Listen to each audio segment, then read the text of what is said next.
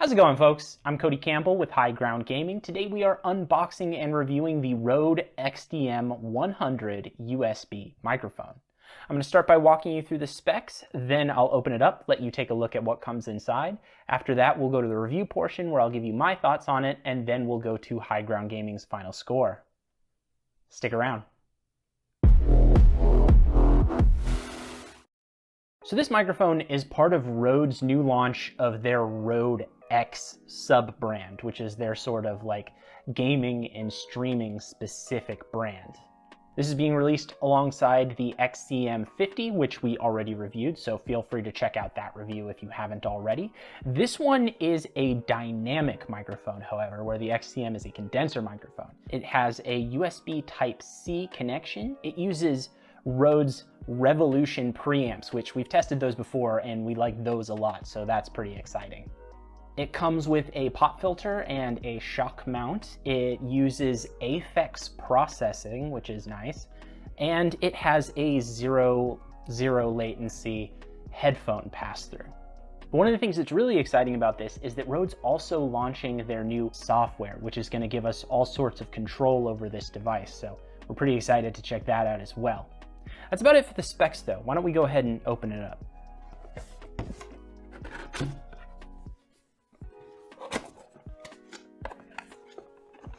So here's the pop filter. It's actually pretty nice. It's got like this rubber grate around it, which gives it flexibility, but also a little rigidity, a little structure. So that's nice. In here, we've also got a 3.5 millimeter headphone jack extension.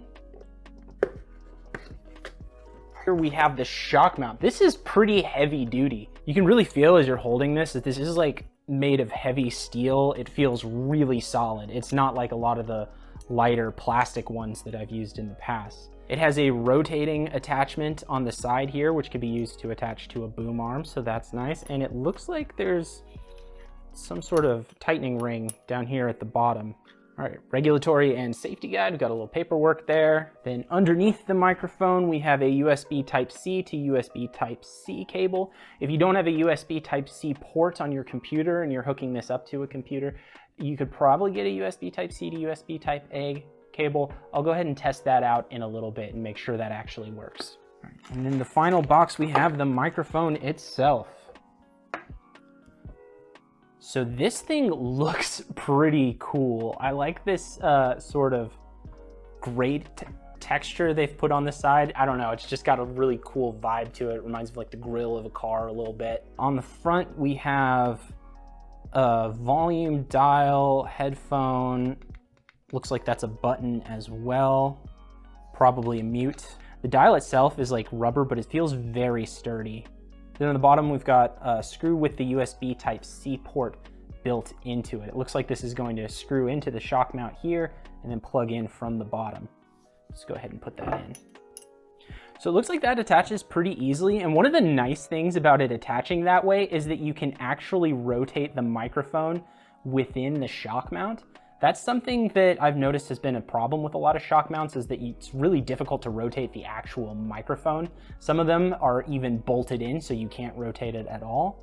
This one, it's got the rotation built in to go up and down, but it can also move the mic this way. So if you want to have it over here, you can adjust it like that, and so on. That pop filter on there as well. Yeah, external pop filters are always, you know, not the prettiest things in the world. It does cover up that cool grating that we had on here, but they're important. And external pop filters do tend to work better than internal ones, so I could see why Rode decided to go this route. The microphone itself has a good amount of weight to it. It feels heavy. The casing feels good. It feels like a quality piece of equipment. That's about all I can tell just by looking at it though. I'm gonna have to go ahead and hook this up to my computer, use it for a little bit, and we'll be right back with the review portion. Don't go anywhere. So now I've spent some time with the Rode X XDM-100 and I'm ready to talk about it. But before we get into that, please like and subscribe if you haven't already. Okay, let's start off by talking about the build quality on this thing. Like I mentioned during the unboxing, it is heavy. It is not a lightweight piece of equipment. It's solid metal from the bottom to the cage on top, and it really feels like a professional piece of equipment, which some microphones don't, and so that's always nice to see.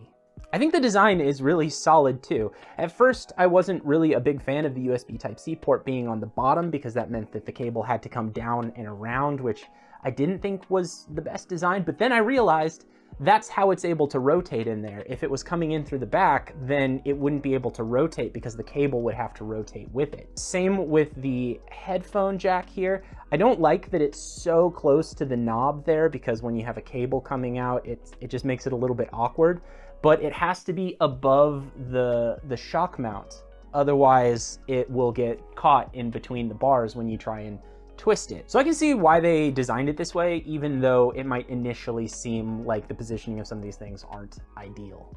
Other than that, I do just think it looks really cool. It's kind of a bummer that a lot of people are really gonna wanna use the external pop filter for reasons that we'll get into in just a minute, since it does kind of take away from the look a little bit, I think, but it still looks nice. It still looks like a professional piece of equipment, and I really like it. But that's all the physical design. Let's talk about the sound quality, since that's really the most important thing here. First of all, I want to reiterate that this is a dynamic cardioid mic. And what cardioid basically means is that it only picks up audio from one direction, which in this case is out of the top. So you want to point it at your face while you're speaking. If you speak into the side, it's going to sound quiet and not quite right because it's not picking up from that direction. You want it pointed at your mouth. As for what dynamic means, basically there are two kinds of microphone receivers. There's condenser microphones, which are more sensitive, and then there's dynamic microphones, which are less sensitive but can pick up sort of a wider range of sounds and volumes.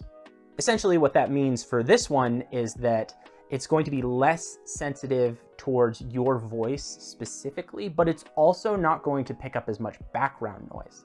It also means that it'll be better for things like musicians who want to be able to play music, or singers who want to be able to belt their voice right into it. This is going to be a lot better for noisy environments and stuff like that.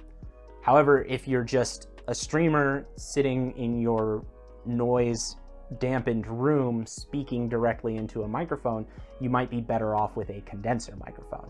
Overall, I found the sound quality on this thing to be pretty good. It's a little on the quiet side, but that's nothing you can't fix just by turning it up in the UNIFY software, which we'll talk more about in just a bit.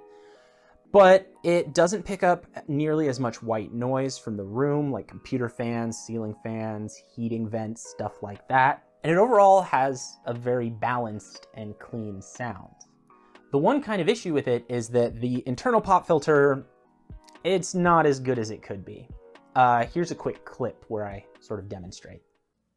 All right, here's a quick audio test for the XDM-100. This is with just the internal pop filter. I'm going to do a quick plosives test so you can hear what those sound like using just the internal one. Here we go. Peter Piper picked a peck of pickled peppers. How many pecks of pickled peppers did Peter Piper pick? So you might have noticed a few plosives there. Let's try it with the external pop filter on. Peter Piper picked a peck of pickled peppers. How many pecks of pickled peppers did Peter Piper pick? See, it's a little bit better, huh? Overall, I don't feel like you really need the external pop filter if you're just doing like streaming or something like that. The occasional plosive isn't really going to ruin anything, but if you're recording for YouTube or anything more permanent where people are going to hear it over and over again, you probably want to keep the external one on. Next up, we're going to talk about one of the biggest selling points for both of the Rode X microphones, which is the UNIFY software. All right, so if you've already seen the XCM50 video that we did, you could probably skip ahead on this part. I went over the UNIFY software pretty in-depth in that one, and I'm just going to kind of quickly go over it again here. If you haven't seen that one, then you should definitely check this out. Also, I'm going to be talking into the XDM-100 the entire time I'm going over this, so you can get a good feel for what it sounds conversationally and stuff like that. All right. I'm going to start by talking about these channels here. So basically, each of these is a different channel that you can mix. This one right here is the microphone itself. Here's the game channel, the chat system, and then you can also add channels for music, browser, virtual, and audio device.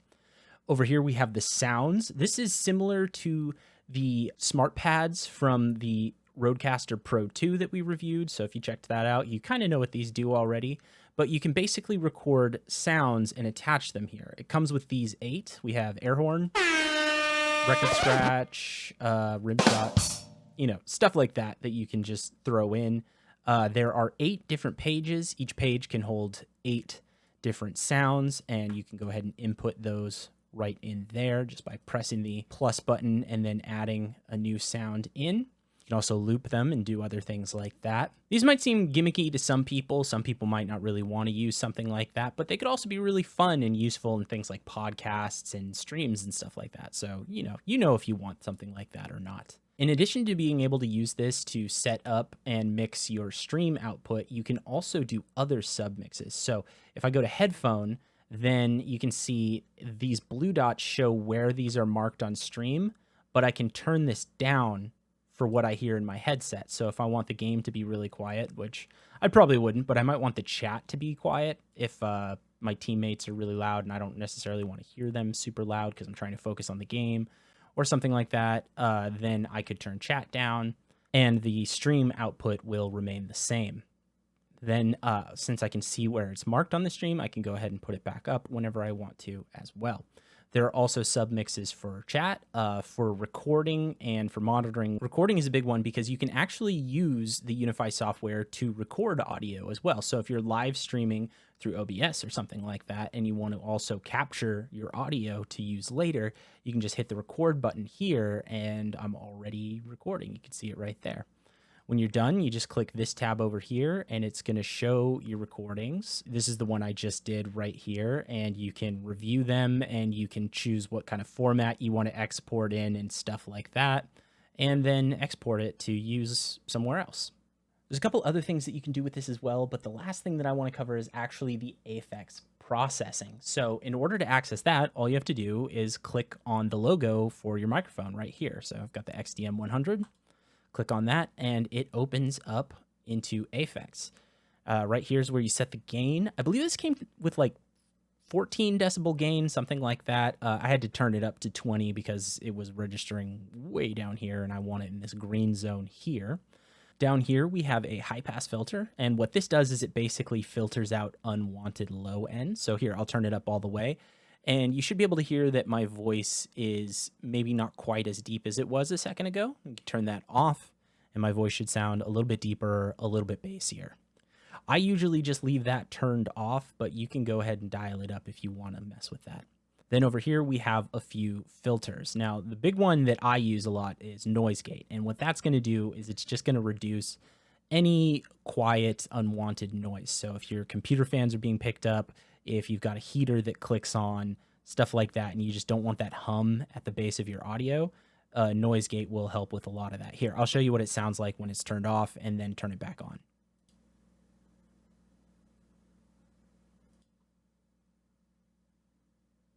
See, it's a lot better with that turned on.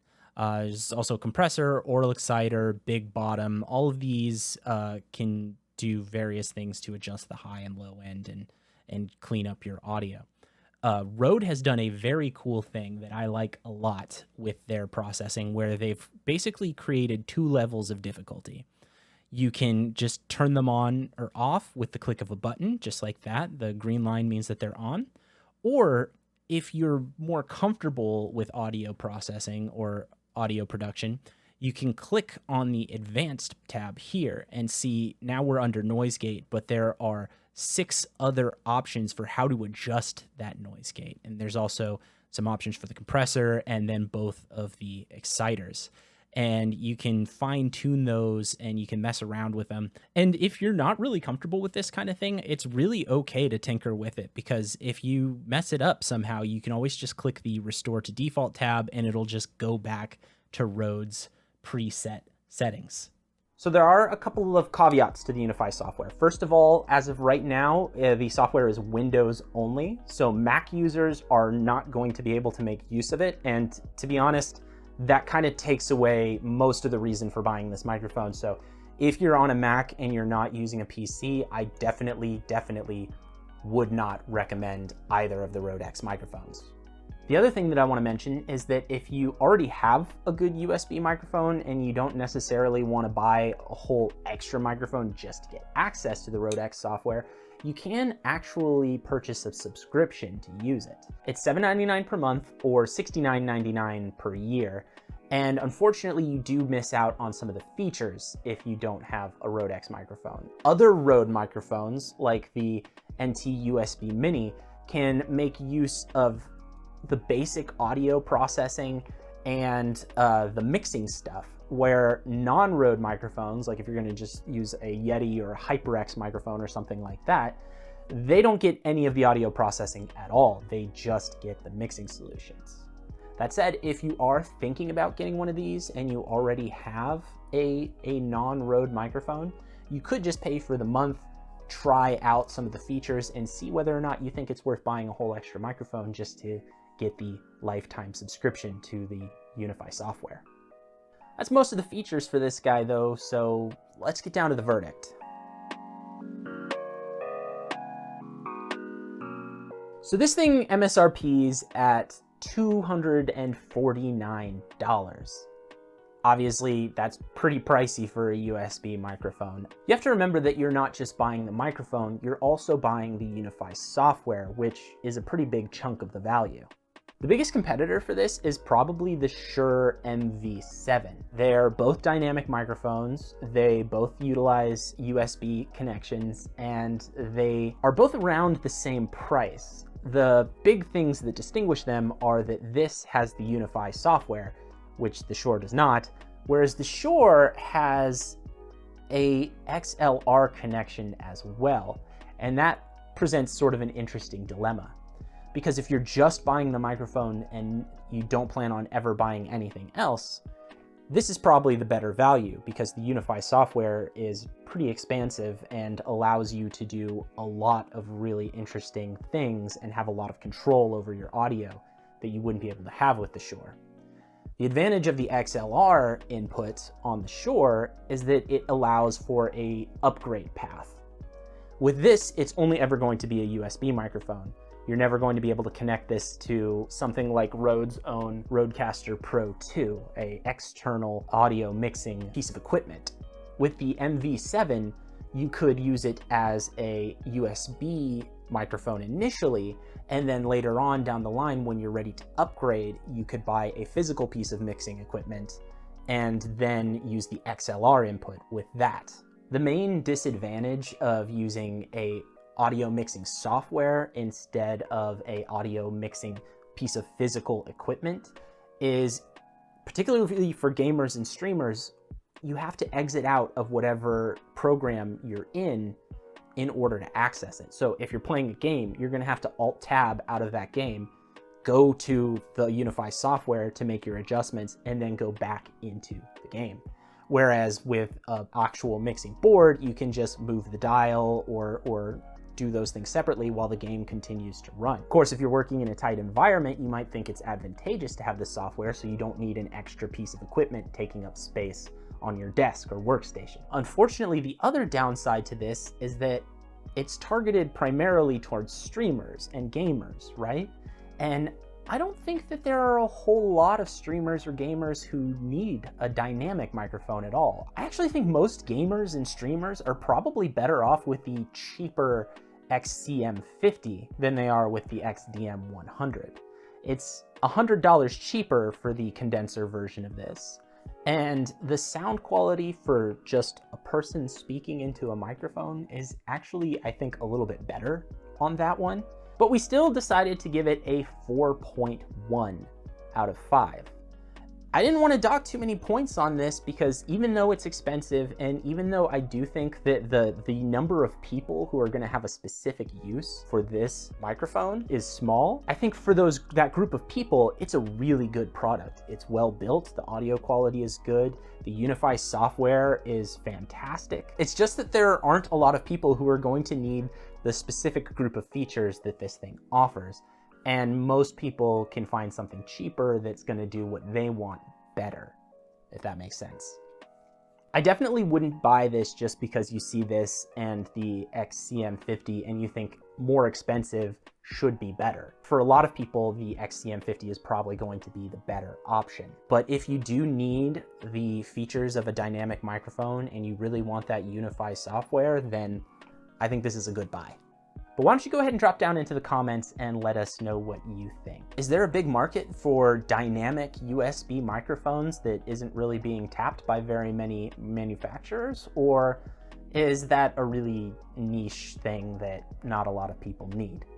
While you're at it, please like and subscribe to the channel if you haven't already. We have a lot more videos coming very soon, and we'd hate for you to miss any of them.